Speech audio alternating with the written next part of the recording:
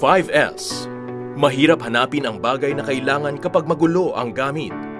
Maaari din itong maging sanhi ng aksidente. Mag 5S tayo sa ating mga lugar sa trabaho.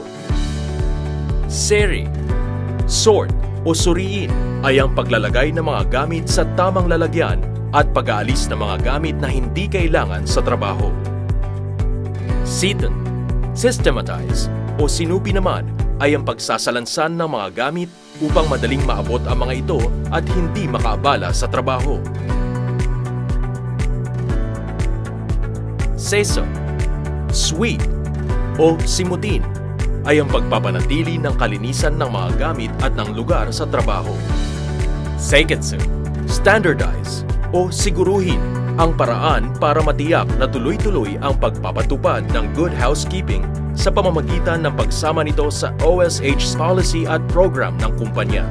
Dapat may shitsuke, self-discipline o sariling kusa ang lahat pagdating sa pagpapanatiling malinis at maayos ang kapaligiran sa trabaho. Tandaan ang 5S upang aksidente ay maiwasan. Sort o suriin, systematize o sinupin, sweep o simutin, standardize o siguruhin, self-discipline o sariling kusa. Isang paalala mula sa OSHC.